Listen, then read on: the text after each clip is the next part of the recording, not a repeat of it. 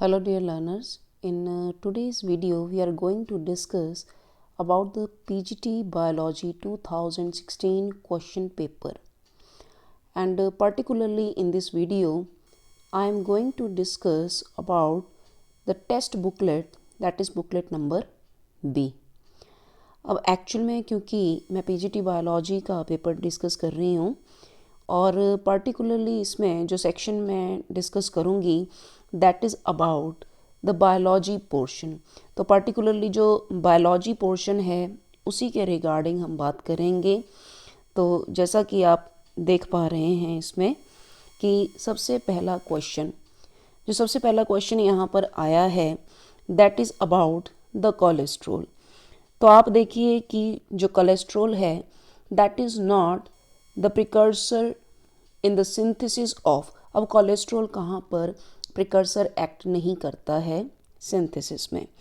तो जैसा कि आप देख पा रहे हैं ऑप्शंस हैं steroid hormones, bile acid, vitamin D and adrenaline. तो देखिए कोलेस्ट्रॉल जो है वो एज अ प्रिकर्सर का काम करता है सिंथेसिस ऑफ स्टेरॉयड हार्मोन में भी, बाइल एसिड की सिंथेसिस में भी। अब अगर हम विटामिन डी की बात करें तो विटामिन डी का जो सिंथेसिस है वो होता है 7D हाइड्रोकोलेस्ट्रॉल से, और 7D हाइड्रोकोलेस्ट्रॉल क्या है? कोलेस्ट्रॉल की फॉर्म है। अब ऑप्शन क्या बचा हमारे पास? ऑप्शन है एड्रेनालिन। तो एड्रेनालिन जिसका कि अगर हम बात करें कि इसका प्रिकर्सर क्या है, तो एड्रेनालिन का प्रिकर्सर है एपिनिन।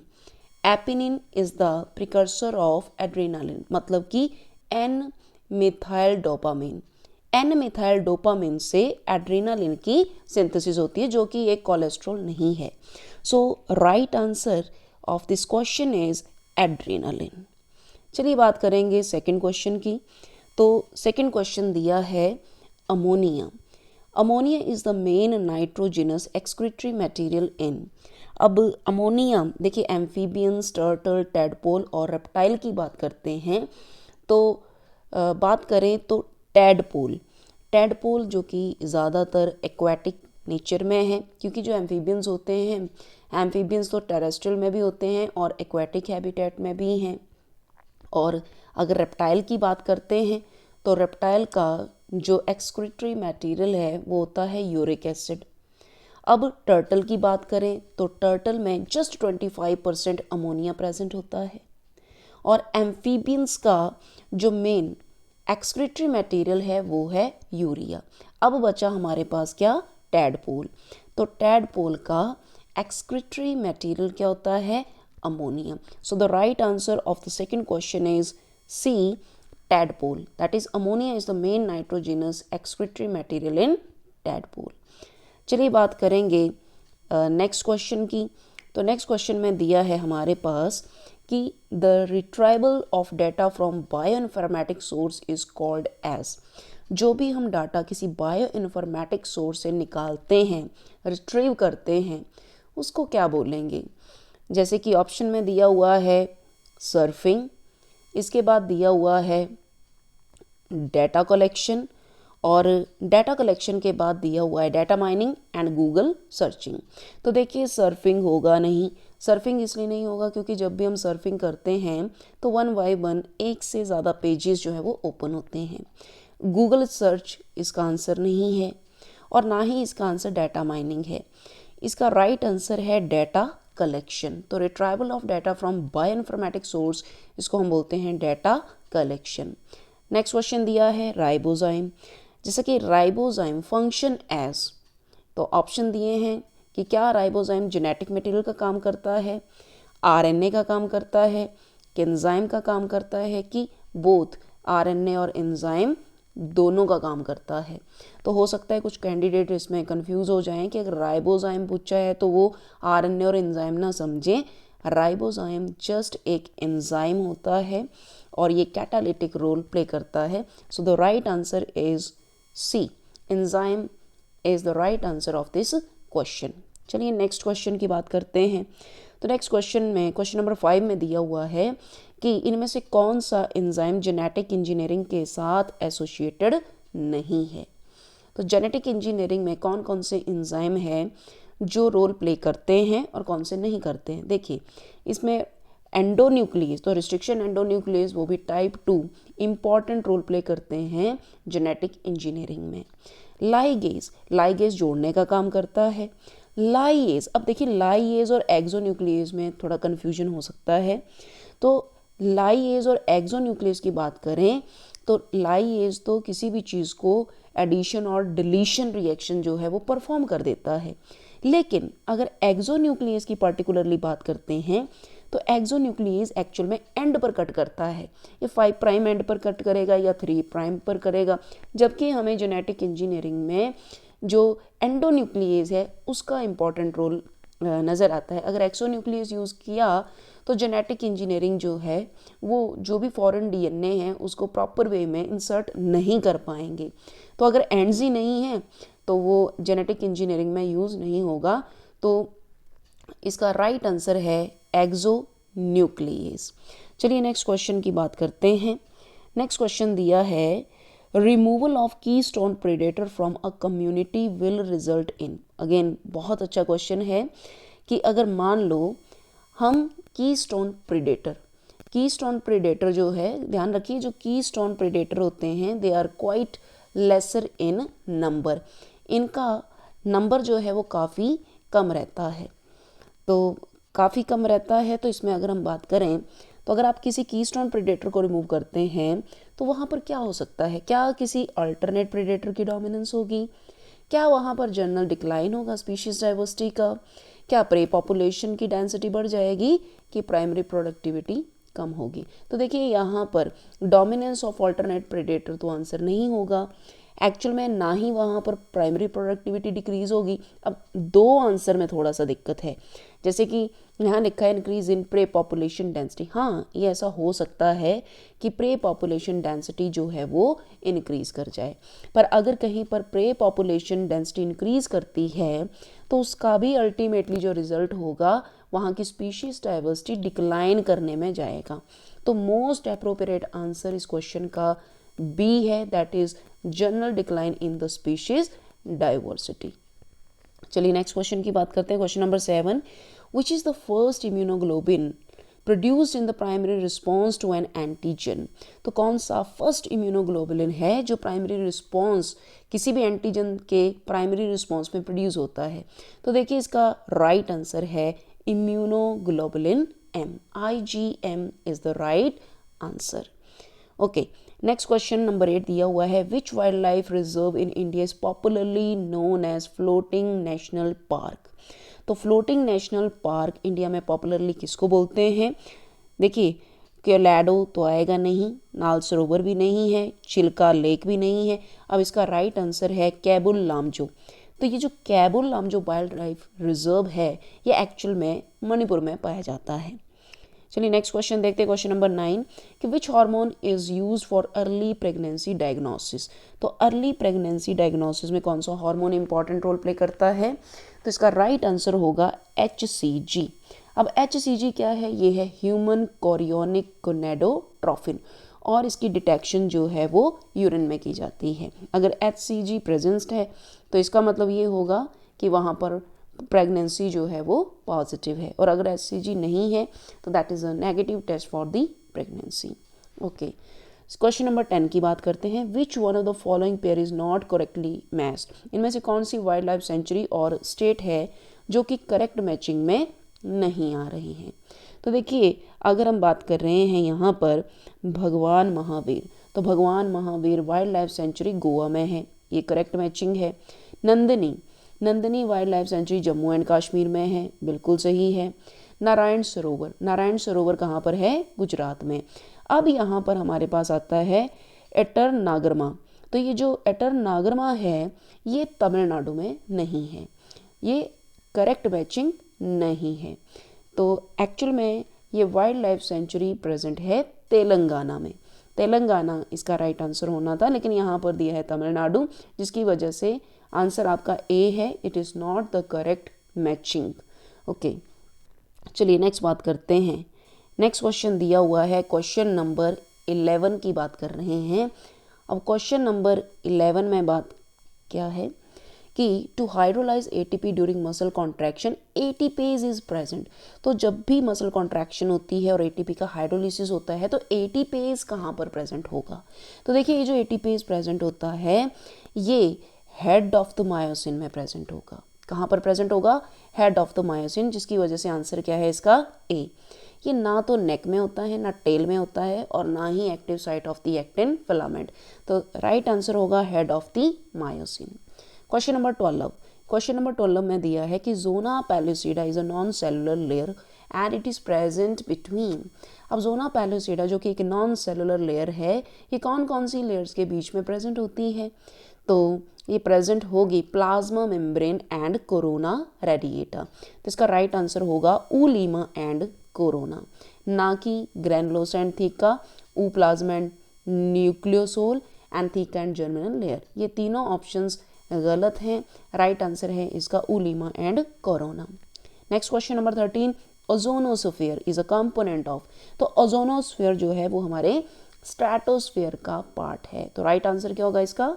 बी। नेक्स्ट क्वेश्चन है which hormone is not secreted by the ovary. इनमें से कौन सा हार्मोन है जिसको ओवरी सिक्रेट नहीं करती है? आपके ऑप्शंस दिए गए हैं एस्ट्रोजन, रिलैक्सिन, प्रोजेस्टेरोन और साथ में एफएसएच। तो देखो एस्ट्रोजन, प्रोजेस्टेरोन, रिलैक्सिन तो ओवरी सिक्रीट करती है, लेकिन फॉलिकुलर स्टिमुलेटिंग हार्मोन ये एंटीरियर पिट्यूटरी सिक्रीट करता है। क्वेश्चन नंबर 15 है जाइगोट। अब जाइगोट का पोटेंशियल क्या होता है? तो जाइगोट में कैपेबिलिटी है कि वो पूरा का पूरा ऑर्गेनिज्म बना सकता है। आपके ऑप्शंस हैं टोटीपोटेंट, प्लूरीपोटेंट, यूनीपोटेंट की मल्टीपोटेंट। तो जाइगोट में कैपेबिलिटी है कि ये होल ऑर्गेनिज्म बनाता है। So the right answer is totipotent. Next question दिया है क्वेश्चन नंबर 16 है विच vitamin has maximum antioxidant property. तो मैक्सिमम एंटीऑक्सीडेंट प्रॉपर्टी एक्चुअल में विटामिन सी और विटामिन ई में होती है। अब क्योंकि ऑप्शन में विटामिन ए, बी, सी और डी दिया है तो इसका राइट आंसर होगा विटामिन सी। तो vitamin C is the right answer of this question. Next question दिया है क्लीवेज के ऊपर।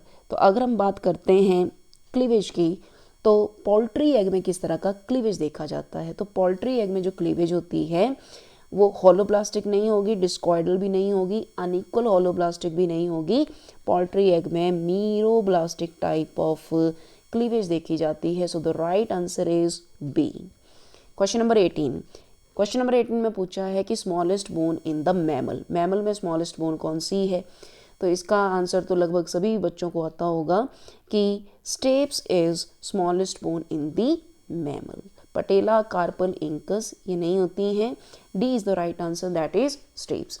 नेक्स्ट क्वेश्चन, क्वेश्चन नंबर 19 की बात करते हैं। क्वेश्चन नंबर 19 में पूछा है the colour differentiation is due to. जो भी हम कलर विजुलाइज कर लेते हैं, डिटेक्ट कर लेते हैं, डिफ्रेंशिएट कर लेते हैं, उनका रीज़न क्या है? उनका रीज़न क्या रॉड्स है, कौन से पिगमेंटेड एपिथेलियम है कि बाइपोलर नर्व्स है? तो इसका राइट आंसर आएगा कोन्स। कोन्स जो है वो कलर डिफ्रेंसिएशन करते हैं, जबकि रॉड्स की बात करें तो रॉड्स ज़्यादातर जो है वो नाइट या फिर डिम लाइट में क्या होते हैं? एक्टिवेट होते हैं। तो ये कलर डिफ्रेंसिएशन नहीं कर सकते, सिर्फ कोन्स में ये कैपेबिलिटी है कि वो कलर डिफ्रेंसिएशन करते हैं। Question number 20। क्वेश्चन नंबर 20 पूछा है which type of pollution causes by the jaundice. Jaundice कौन सा पॉल्यूशन से होता है? इसका कारण क्या है जॉन्डिस का? तो एग्जैक्ट रीज़न जो है जॉन्डिस का दैट इज़ वाटर। वैसे तो बिलीरूबिन या बिलीवर्डिन की अबंडेंस होती है, इसमें लीवर का इन्फेक्शन है, लेकिन अब यहाँ पर पॉल्यूशन से रिलेट किया गया है तो पॉल्यूशन में इसका राइट आंसर क्या होगा? वाटर। नेक्स्ट क्वेश्चन नंबर 21 की बात करते हैं। 21 में पूछा है कि which of the following plant yield the reserpine and it is used in the treatment of the hypertension. तो हाइपरटेंशन में कौन सा जो रिजरपाइन है वो किस प्लांट से यील्ड किया जाता है, लिया जाता है? तो रिजरपाइन हम एक्सट्रैक्ट करते हैं रवोल्फिया सरपेंटाइना से। रवोल्फिया सरपेंटाइना से रिजरपाइन जो कि हाइपरटेंशन को कंट्रोल करती है, ट्रीट करती है, उसको हम एक्सट्रैक्ट करते हैं। So the right answer is B. चलिए नेक्स्ट हम बात करेंगे क्वेश्चन नंबर 22। अब क्वेश्चन नंबर 22 में लिखा हुआ है अ गमी resinous substance used as spice is obtained from the root of which of the following plant। तो जो गमी रेजिनियस सब्सटेंस है ये एक्चुअल में हींग की बात हो रही है। तो हींग का साइंटिफिक नेम क्या होता है? Ferula asafoetida. तो राइट आंसर क्या होगा इसका? Ferula asafoetida, that is the D right answer. Coriander, carrom या कैप्सिकम इसका राइट आंसर नहीं है, Ferula is the right answer. Okay, next question है, ये क्वेश्चन बहुत बार रिपीट हुआ है कि जो फिनोमिना है डबल फर्टिलाइजेशन का वो फर्स्ट डिस्कवर किसने किया था? तो देखिए फर्स्ट टाइम डिस्कवर किया गया था बाय दी नवाशिन। नवाशिन ने डबल फर्टिलाइजेशन जो है उसको डिस्कवर किया है। जबकि स्ट्रासबर्गर या सेशवान या नागेली की बात करें तो स्ट्रासबर्गर जो है वो फर्टिलाइजेशन के कॉन्सेप्ट के साथ है, रिलेटेड है, लेकिन डबल फर्टिलाइजेशन का कॉन्सेप्ट नवाशिन ने दिया था। और पर्टिकुलरली जो प्लांट्स थे इसमें वो लीलियम एंड फ्रिटिलेरिया के, that is also very important.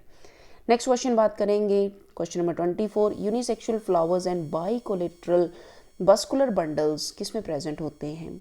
तो यूनिसेक्सुअल फ्लावर और बाइकोलेटरल वस्कुलर बंडल प्रेजेंट होते हैं कुकुरबिटेसी फैमिली में। कुकुरबिटा फैमिली का ये फीचर है कि इसमें बाइकोलेटरल वस्कुलर बंडल होंगे। नेक्स्ट क्वेश्चन दिया है कि in which of the following angiosperm vessels are absent? कौन से एंजियोस्पर्म में वेसल्स नहीं होते हैं? भाई ज़्यादातर देखा जाए तो एंजियोस्पर्म में वेसल्स प्रेजेंट होते हैं, लेकिन ये एक एक्सेप्शन की बात की जा रही है। तो एक्सेप्शन में हमारा राइट आंसर होगा ड्रिमिस। ड्रिमिस में वेसल्स नहीं होते हैं। वैसे कुछ एक फैमिलीज़ का भी मैं बता दूं आपको, जैसे हमारी वेंटरेसी फैमिली होती है, टेट्रासेंट्रेसी होती है, अम्बोरेलेसी फैमिली होती है, ट्रोकोडेंड्रेसी फैमिली होती है। इन फैमिलीज़ में भी वेसल्स नहीं होते हैं। पर अब यहाँ पर क्योंकि पर्टिकुलर प्लांट का नाम दिया है तो ड्रिमिस का ध्यान रखें, ड्रिमिस में वेसल्स नहीं होंगे, जबकि डिजिटैलिस, डेस्मोडियम, डोडोनिया इनमें वेसल्स प्रेजेंट होते हैं। So the right answer is C. Okay, next question की हम बात करते हैं, क्वेश्चन नंबर 26 में दिया हुआ है कि a piece of DNA molecule that can serve as carrier for the genes to be cloned। अब वो DNA का मॉलिक्यूल जो एज अ कैरियर का काम करता है, जीन्स को ले जाने का काम करता है, उसको हम क्या बोलते हैं? तो ये सभी बच्चों को पता है, उसको हम नाम देते हैं वेक्टर। तो राइट आंसर क्या होगा इसका? वेक्टर। अदरवाइज अगर यहाँ पर अगर हम बात करते पैसेंजर की, तो पैसेंजर एक्चुअल में वो जीन होता है जो पर्टिकुलरली वो वेक्टर लेकर जाता है, उसको हम पैसेंजर डीएनए बोलते हैं। Question number 27, the capability of an isolated cell to develop into complete plant is known as. देखिए इसी तरह का क्वेश्चन पीछे भी दिया हुआ था, वो जाइगोट से रिलेटेड था, लेकिन यहाँ पर ये आइसोलेटेड सिंगल सेल की बात की है और इसका आंसर भी टोटीपोटेंसी ही होगा। So the right answer is totipotency. अब एपोमिक्सिस या पार्थिनोजेनेसिस या सोमैटिक हाइब्रिडाइजेशन ये तो वेजिटेटिव रिप्रोडक्शन के पार्ट आ जाते हैं, लेकिन राइट आंसर क्या होगा इसका? Totipotency. Question number 28, who is regarded as the father of plant tissue culture? Plant tissue culture के फादर किनको हम रिगार्ड करते हैं? Gottlieb Haberlandt. तो Gottlieb Haberlandt is the father of plant tissue culture. Next एक क्वेश्चन, पता नहीं कितने एग्जामिनेशन में ये क्वेश्चन आता है, विच of the following ecological pyramid is always upright? अब कौन सा पिरामिड है इकोलॉजिकल पिरामिड जो कि हमेशा अपराइट होता है? तो भाई pyramid of energy. Pyramid of energy is always upright. अब रीज़न क्या है पिरामिड ऑफ एनर्जी, जो कि लाइनमैन ने दिया था 1942 में। तो पिरामिड ऑफ एनर्जी में 10% एनर्जी लॉ फॉलो किया जाता है और एनर्जी का जो ट्रांसफ़र है वो कैसा होता है? यूनी डायरेक्शनल वे में होता है। तो 10% एनर्जी लॉ के अकॉर्डिंग देखा जाए तो पिरामिड ऑफ एनर्जी जो है वो हमेशा कैसा होगा? अपराइट होगा। जबकि पिरामिड ऑफ बायोमास या पिरामिड ऑफ नंबर ये डिपेंड करता है कि क्या एक्वाटिक में हो रहा है कि टेरेस्ट्रियल में हो रहा है। तो कंडीशन के अकॉर्डिंग पिरामिड ऑफ बायोमास या पिरामिड ऑफ नंबर अपराइट या इन्वर्टेड हो सकते हैं, लेकिन एनर्जी का पिरामिड हमेशा कैसा रहता है? Upright. So the right answer is a. चलिए नेक्स्ट बात करते हैं, which of the following algae show the parasitism? कौन सी एल्गी पैरासाइटिज्म को शो करती है? तो यहाँ पर ऑप्शंस है पॉडिनिया, फ्यूकस, बेट्रैकोस्पर्मम एंड सिफेल्यूरस। तो देखिए राइट आंसर होगा इसका सिफेल्यूरस। सिफेल्यूरस जो कि रस्ट ऑफ टी कॉज करता है, तो सिफेल्यूरस जो है that is a parasitic. Next question 31 question दिया है टिका डिजीज ऑफ ग्राउंडनट। अब ये जो टिका डिजीज ऑफ ग्राउंडनट है ये किसकी वजह से होती है? तो tikka disease of groundnut cercospora personata, cercospora personata की वजह से होती है टिका डिजीज ऑफ ग्राउंडनट। जबकि फाइटोपथोरा की वजह से तो हमें पता है लेट ब्लाइट ऑफ पोटैटो होता है, फ्यूजेरियम की वजह से वेल्ट देखी जाती है, और यहाँ पर एल्ब्यूगो की वजह से वाइट रस्ट ऑफ क्रूसीफर जो है वो देखा जाता है। तो थोड़ा डिजीज़ का ध्यान रखें, बॉटनी में डिजीज़ के ऊपर क्वेश्चन ज़्यादा डाले जाते हैं। तो टिका डिजीज़ का राइट आंसर होगा सर्कोस्पोरा पर्सोनाटा। नेक्स्ट क्वेश्चन दिया है 32 that is wilt of pigeon pea. अब विल्टिंग, पिजन पी का विल्टिंग जो है वो किसकी वजह से होता है? तो wilt of pigeon pea particularly होता है फ्यूजेरियम ऑक्सीस्पोरम की वजह से। तो इसका राइट आंसर होगा D, that is fusarium oxysporum. ठीक है जी। अब नेक्स्ट क्वेश्चन आता है who authored the book die नेचुरलाइकेंस पेफ्लेंजन।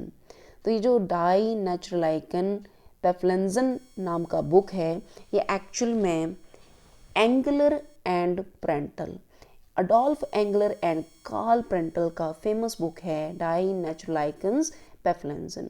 तो राइट आंसर क्या होगा इसका? सी।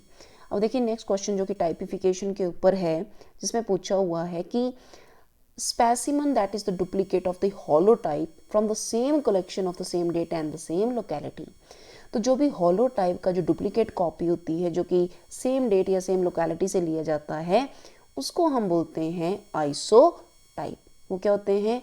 आइसोटाइप्स होते हैं। नेक्स्ट क्वेश्चन दिया है क्वेश्चन नंबर 35 की बात करते हैं। तो क्वेश्चन नंबर 35 में ICBN international code of botanical nomenclature का जो स्टार्टिंग डेट था जहाँ पर वैलिड नेम ऑफ एंजियोस्पर्म दिए गए थे वो स्टार्टिंग डेट कौन सी है? तो देखिए यहाँ पर स्टार्टिंग डेट जो होती है दैट इज़ 1 मई 1753। तो यहाँ पर 1 मई 1753 इज़ द करेक्ट डेट जब से स्टार्टिंग डेट जब से वैलिड नेम ऑफ एंजियोस्पर्म जो है वो फॉलो किए जाते थे। ये क्वेश्चन भी काफ़ी बार कॉलेज कैडर वगैरह में आया हुआ है। नेक्स्ट क्वेश्चन दिया हुआ है कि in the mesophyll cell of the C4 plant which one of the following substance is absent. अब यहाँ पर बताया है कि C4 प्लांट की जो मेसोफिल सेल्स हैं उसमें कौन सा सब्सटेंस जो है वो नहीं होगा। तो देखिए कौन सा नहीं होगा, इसका राइट आंसर होगा पेप्को, फॉस्फोइनोल पायरुवेट कार्बोक्सिलेज। तो phosphoenol pyruvate carboxylase is the right answer. Next question दिया हुआ है कि which of the following growth regulator is known to promote the senescence. Senescence का काम कौन सा हार्मोन करता है? तो पार्टिकुलरली सेनेसेंस का काम जो है वो हमारी इथाइलिन करती है। Ethylene is the right answer. Next question दिया है कि which of the following compound is regenerated in the Calvin cycle. अब कैल्विन साइकिल जो है वो क्यों लगातार चलता है? एक ग्लूकोज के मॉलिक्यूल को फिक्स करने के लिए 6 बार कैल्विन साइकिल जो है वो ऑपरेट होता है। तो ऑब्वियसली इसमें कोई ना कोई कंपोनेंट, कोई ना कोई कंपाउंड तो है जो रीजनरेट होगा and the right answer is RUBP, ribulose biphosphate. So right answer is B. चलिए नेक्स्ट क्वेश्चन की बात करते हैं। Question number 39 ovule are not protected by ovary wall. अब ovule are not protected by ovary wall मतलब इन्होंने naked ovule की बात की है। तो वैसे हमें आइडिया है कि नेकेड ओव्यूल एक्चुअल में जिम्नोस्पर्म में होते हैं। अब इसमें से देखना है कि कौन सा प्लांट जो है वो जिम्नोस्पर्म है। तो देखिए रोज़ जो है वो एंजियोस्पर्म का प्लांट है, पेट्यूनिया एंजियोस्पर्म का प्लांट है, यूक्लिप्टस एंजियोस्पर्म का है। अब बचा साइकस। तो cycas is gymnospermic plant and the right answer is B, क्योंकि जिम्नोस्पर्म में ही नेकेड ओव्यूल प्रेजेंट है। क्वेश्चन नंबर 40 में बात की है in which of the following leaf perform function of the reproduction in addition to the normal photosynthesis. इनमें से कौन सा ऐसा लीफ है जो रिप्रोडक्शन का काम करता है, नॉर्मल फोटोसिंथेसिस तो करेगा ही करेगा।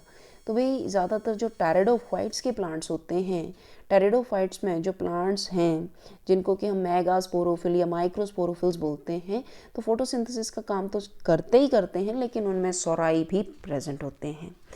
तो अब देखते हैं कि इसमें से टेरिडोफाइट कौन सा है। ब्रायम टेरिडोफाइट नहीं है, साइकस भी नहीं है, कस्क्यूटा भी नहीं है, टेरिस है। तो राइट आंसर इसका क्या होगा, P, that is pteris. Question number next की बात करते हैं, which of the following structure is not found in eukaryotic cell. भाई यूकैरियोटिक सेल में कौन सा स्ट्रक्चर नहीं मिलता है। राइबोसोम प्रेजेंट है यूकैरियोट्स में, माइटोकॉन्ड्रिया में होता है, गोल्गी बॉडी भी होती है, लेकिन मीजोजोम की प्रेजेंस जो कि फोल्डिंग ऑफ प्लाज्मा मेम्ब्रेन से बनती है, और मीजोजोम पर्टिकुलरली प्रेजेंट होता है इन केस ऑफ बैक्टीरिया। तो बैक्टीरिया के केस में मीजोजोम है जो कि रिप्रोडक्शन और रेस्पिरेशन का इंपॉर्टेंट रोल प्ले करता है। So this is not found in case of eukaryotic cell. Answer is C. Ubisch bodies responsible for the exine formation. और ये जो यूबिश बॉडीज हैं ये कौन प्रोड्यूस करता है, यूबिश बॉडीज का प्रोडक्शन जो है वो पार्टिकुलरली टैपेटम करती है, क्योंकि टैपेटम जो है वो स्पोरोपोलिन बनाती है, और स्पोरोपोलिन जो है जो एग्जाइन की फॉर्मेशन करेगी, जो कि पोलन ग्रेन की आउटर मोस्ट कवरिंग है। So right answer is tapetum. Tapetum actual में स्पोरोपोलिन और यूबिश बॉडीज को कवर अप करके एग्जाइन की फॉर्मेशन करता है। तो आंसर आएगा इसका सी। चलिए नेक्स्ट क्वेश्चन की बात करते हैं। नेक्स्ट क्वेश्चन 43 में दिया हुआ है कि the process of evolution of different species in a given geographical area starting from a point and literally radiating to the other area of geography। भाई इस तरह का जो एवोल्यूशन है इसको आप बोलते हैं पर्टिकुलर एक जगह से शुरू हो रहा है और बाकी जगह पे डिफरेंट इसमें डाइवर्ज हो रहा है, तो ये आएगा डाइवर्जेंट एवोल्यूशन। तो इसका आंसर है divergent evolution, that is answer C. Question number 44 में दिया है the gradual and fairly predictable change in the species composition of given area। तो जो भी ये पर्टिकुलर किसी गिवन एरिया में जो ग्रेजुअल और प्रेडिक्टेबल चेंज होता है स्पीशीज कंपोजिशन में धीरे धीरे, इसको क्या बोलते हैं, इसको हम बोलते हैं इकोलॉजिकल सक्सेशन। इसको हम क्या बोलते हैं, इकोलॉजिकल सक्सेशन बोलते हैं इस प्रोसेस को। क्वेश्चन नंबर 45 है, increase in concentration of harmful substance at successive trophic level is known as. अब यहाँ पर एक बायोमैग्निफिकेशन है, यूट्रोफिकेशन है, पॉल्यूशन है और बायोडिग्रेडेशन है। देखिए इसमें पॉल्यूशन और बायोडिग्रेडेशन तो आंसर नहीं होगा। अब थोड़ा सा बायोमैग्निफिकेशन और यूट्रोफिकेशन में ऑप्शन में थोड़ा सा दिक्कत आती है, तो बस आपने इस बात का ध्यान रखना है कि जब हम यूट्रोफिकेशन की बात करते हैं तो ये किसी भी वाटर बॉडी में या किसी भी एक्वाटिक वाटर बॉडी में न्यूट्रिएंट एनरिचमेंट हो जाती है, जिसको हम बोलते हैं यूट्रोफिकेशन। लेकिन यहाँ पर क्वेश्चन ये पूछा हुआ है कि सक्सेसिव ट्रॉफिक लेवल में कॉन्सेंट्रेशन इंक्रीज हो रही है, तो हर एक ट्रॉफिक लेवल में कॉन्सेंट्रेशन बढ़ेगा। जैसे DDT का बेस्ट एग्जाम्पल आता है इसमें, तो इसका आंसर होगा बायोमैग्निफिकेशन। तो बायोमैग्निफिकेशन इज राइट आंसर। चलिए नेक्स्ट क्वेश्चन की बात करते हैं। 46 में दिया है, during which phase of the mitosis cell is metabolically active and continuously grow but does not replicate its DNA। तो देखिए रेप्लिकेशन नहीं करेगा लेकिन कंटिन्यूस ग्रोथ होगी और मेटाबॉलिकली एक्टिव होगा। तो एस फेज तो हो नहीं सकता क्योंकि एस फेज में रेप्लिकेशन होती है, एम फेज में डिवीजन चलता है, G2 भी नहीं हो सकता इसका आंसर। अब एक्चुअल में इसका आंसर क्या है, G1 फेज। तो G1 फेज में कुछ इस तरह का प्रोसेस देखा जाता है। क्वेश्चन नंबर 47 दिया है, when water enter a cell wall it result in the development of pressure against wall is known as. तो जब भी वाटर एंटर करेगा जिसकी वजह से प्रेशर डेवलप होगा सेल में अगेंस्ट द सेल वॉल, इसको हम बोलते हैं टर्गर प्रेशर। तो इसका राइट आंसर है टर्गर प्रेशर। टर्गर प्रेशर जो है वो डेवलप होता है। नेक्स्ट क्वेश्चन की बात करें तो नेक्स्ट क्वेश्चन दिया गया है, प्लांट के potassium ions are essential for. तो पोटाशियम आयंस का पर्टिकुलर काम क्या होता है, टर्जिडिटी ऑफ सेल को मेंटेन करना। तो इसका राइट आंसर क्या होगा, maintenance of turgidity of the cell. Next question दिया है, cell wall is in the form of two thin overlapping shells which fit together as a soap box. अब देखिए इस तरह का क्वेश्चन किस में देखा जाता है, यहाँ पर क्राइसोफाइट्स दिए हैं, डाइनोफ्लैजिलेट्स दिए हैं, स्लाइम मोल्ड हैं और साथ में यूग्लिनोइड दिए हैं। तो डाई एटम्स का ये फीचर है कि डाई एटम्स में ओवरलैपिंग शेल्स होती हैं।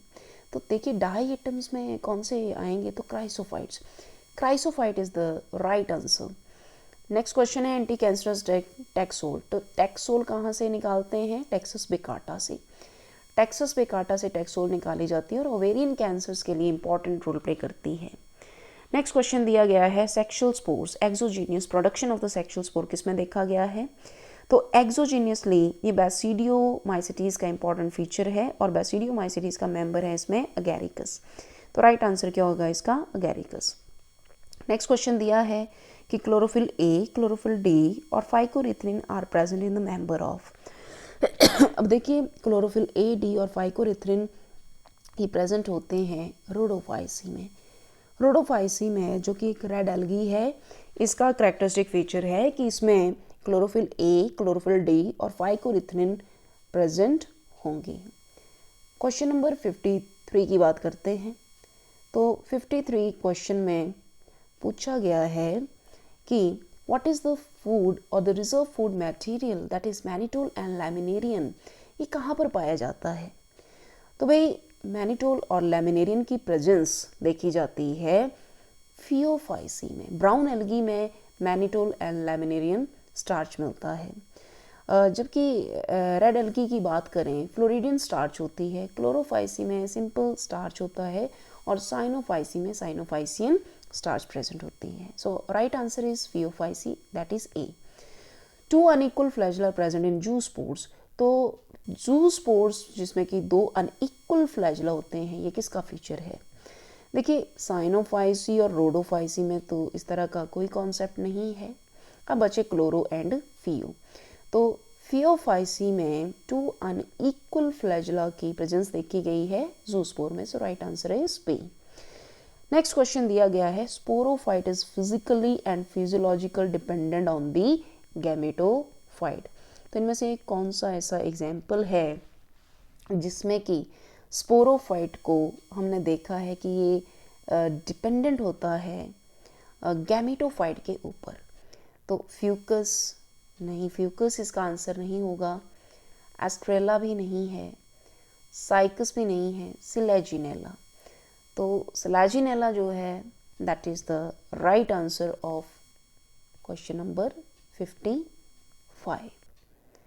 नेक्स्ट क्वेश्चन है जैकेटेड सेक्स ऑर्गन। तो jacketed sex organ this is the characteristic feature of the bryophytes.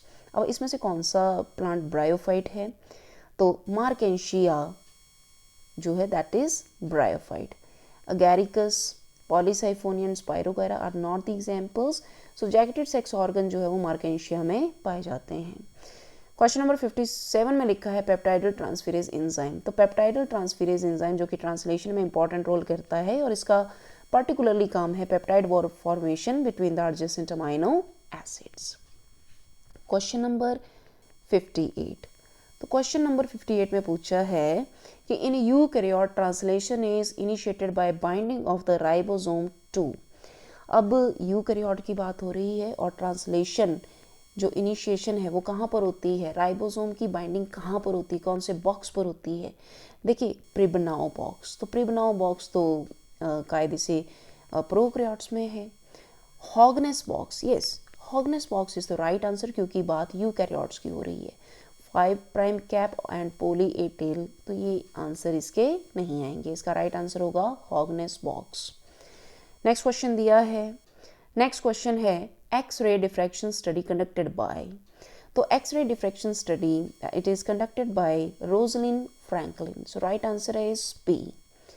Next question दिया है largest male gamete are found in which of the following. तो largest male gamete इनमें से present होगा Cycas में। So right answer is Cycas. I hope आपको ये जो 60 क्वेश्चंस पर्टिकुलरली बायोलॉजी सेक्शन के करवाए हैं, बॉटनी जूलॉजी दोनों के, और ज़्यादातर क्वेश्चन ये एनसीईआरटी के रिलेटेड जो है वो वहीं से आए हुए हैं। तो अगर आपको ये वीडियो पसंद आया हो तो आप प्लीज़ इसको लाइक करो, शेयर करो और सब्सक्राइब करो। और अगर आपको किसी भी क्वेश्चन में मेरी आंसरिंग अगर कहीं पर ठीक नहीं लगी हो या गलत लगी हो तो आप इसको कमेंट सेक्शन में अपने जो भी कमेंट्स हैं उनको आप ऐड कर सकते हैं। So I hope this video will be helpful to you for the study, for the preparation of your competitive examination like TGT, PGT, college cadre, KVS, etc. So thank you so much.